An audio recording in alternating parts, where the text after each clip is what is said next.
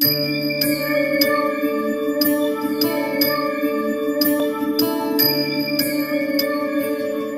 கொண்ட அம்மன் ஆன்மீக நேயர்களே வணக்கம்.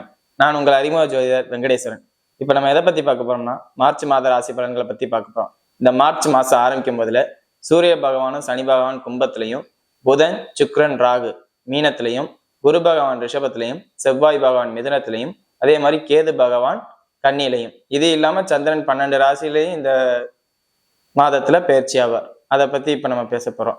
அதுவும் இல்லாம இந்த பெயர்ச்சின்னு சொன்னேன் பாத்தீங்களா, இந்த மாசத்துல மார்ச் 14ஆம் தேதிக்கு அப்புறம் சூரியன் மீனத்துக்கு பயிற்சி ஆகிறார். அதே மாதிரி முக்கியமான பயிற்சியான சனி பயிற்சி மார்ச் 29ஆம் தேதிக்கு அப்புறம் மீனத்துக்குள்ள பயிற்சி ஆகிறார். இது மட்டும்தான் இருக்கான்னு பார்த்தா மார்ச் 1ஆம் தேதியே மத்தியானம் நேரத்துல 1 மணியை போல சுக்கிரன் வக்ரம் ஆகிறார். அதே மாதிரி மார்ச் 15ஆம் தேதிக்கு அப்புறம் புதன் வக்ரம் ஆகிறார். இந்த மாசத்துல இன்னொரு முக்கியமான குறிப்பும் இருக்கு. என்னதுன்னா 5 கிரக கூட்டணி. 5 கிரகங்களும் ஒரு இடத்துல கூட்டணி வைக்கிறனால எந்த வகையான யோகங்கள் நடக்கும், எந்த வகையான பாதகமான தன்மையா இருக்கும். என்ன சொல்ல போனா திடீர்னு ஒருத்தர் டாப்புக்கும் வருவாங்க, திடீர்னு ஒரு சில ராசிக்காரர்கள் பள்ளத்துக்கும் போவாங்க.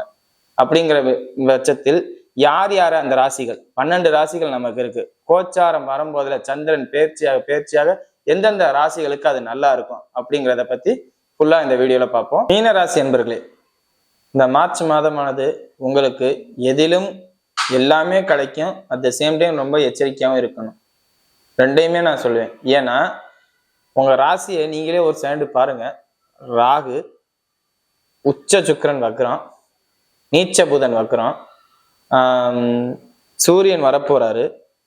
இது இல்லாம சனியா இங்க சேர போறாரு. ஸோ அங்க எதுவுமே நல்லது சொல்ற மாதிரி, அதாவது எல்லாமே பாதிச்ச மாதிரி இருக்கு. வெளிநாட்டுல இருக்கிறவங்களுக்கு கூட இந்த நேரத்துல கொஞ்சம் வேலை சார்ந்த அமைப்புகள்ல பாதிப்பு ஏற்படுற மாதிரி உள்ள சூழ்நிலை நடக்கும். எப்படி பார்த்துக்கோங்க, 3ஆம் அதிபதி, 4ஆம் அதிபதி, 7ஆம் அதிபதி, 8ஆம் அதிபதி, இவங்க 4 பேரும் வக்ரம், ராசியில ராகு. இது இல்லாம பார்த்தோம்னா 6ஆம் அதிபதி ராசிக்கு வராரு, 12ஆம் அதிபதி ராசிக்கு வராரு.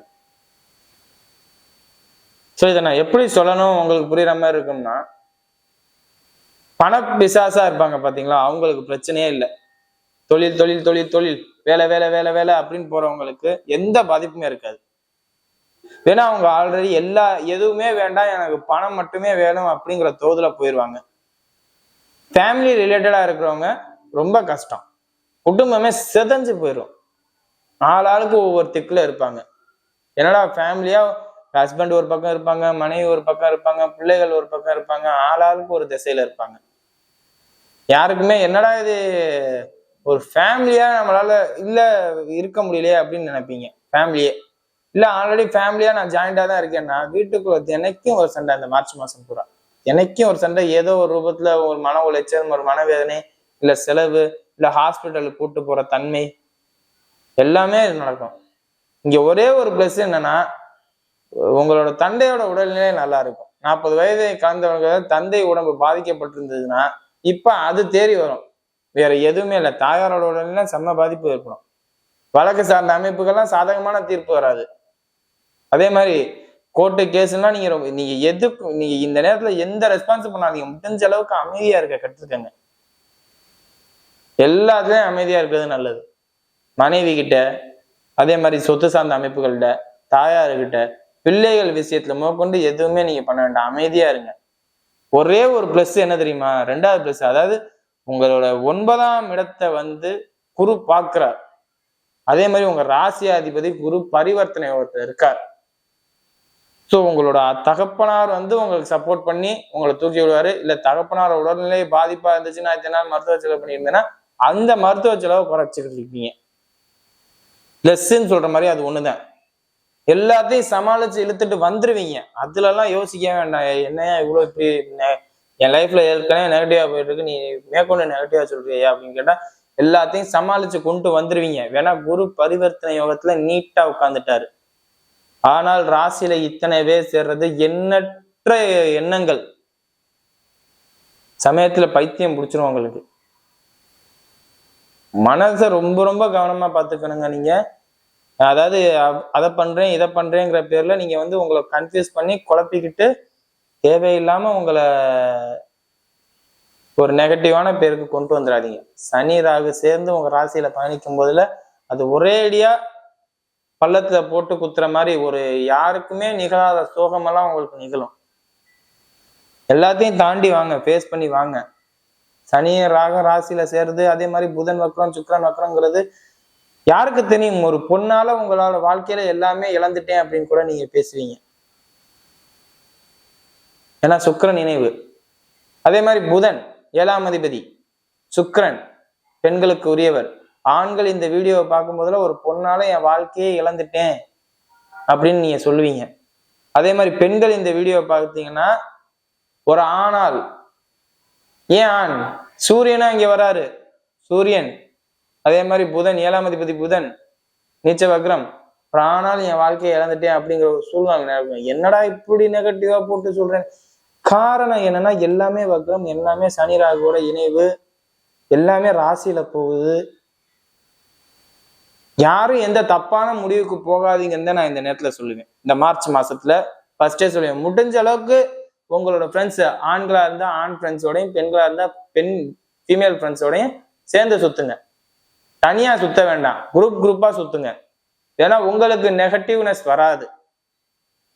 ஜனனகால ஜாதகம் இப்ப நல்லா இருந்துச்சுன்னா உங்களுக்கு இது யதார்த்தமாவே நமக்கும் கிடைக்கும். நெகட்டிவ் மைண்ட் செட் வராம இருக்கிறதுக்கு என்ன பண்ணணுமோ அது பண்ணிடுவாங்க நண்பர்கள், தோழிகள், அவங்கெல்லாம். இல்ல நான் தனியா தான் இருப்பேன்னா மனதை ஒருநிலைப்படுத்த தியானம் இருக்க கத்துக்கங்க. தியானம் இருக்க தவறுனீங்கன்னா மனசு தேவையில்லாத குழப்பத்திலே இருக்கும், ஒரு சிந்தனையிலே இருக்கும்.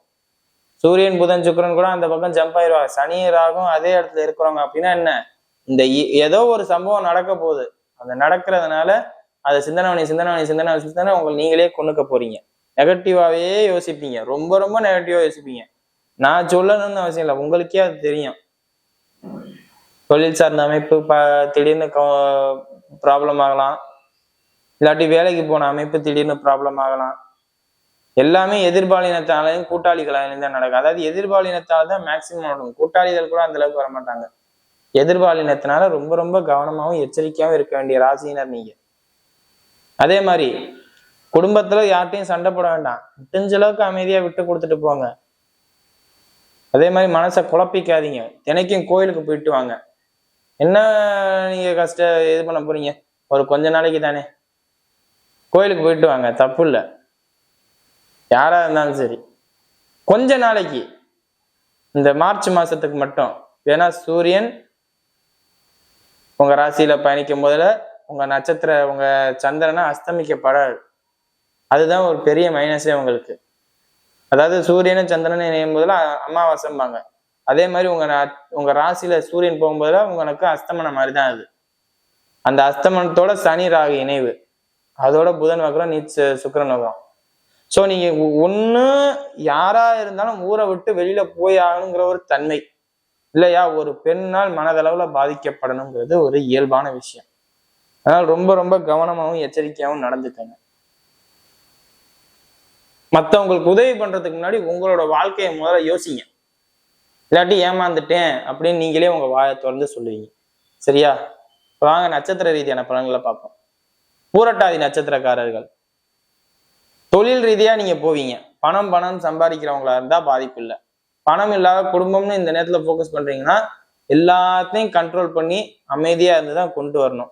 நீங்க எதிர்பாலினத்திட்ட தேடி போக மாட்டீங்க, பட் ஆனா எதிர்பாலினத்தவர்கள் உங்களை தேடி வந்தா அந்த மாதிரி சிக்கல்களும் உங்களுக்கு வரும். அதனால நீங்க கவனமா இருங்க.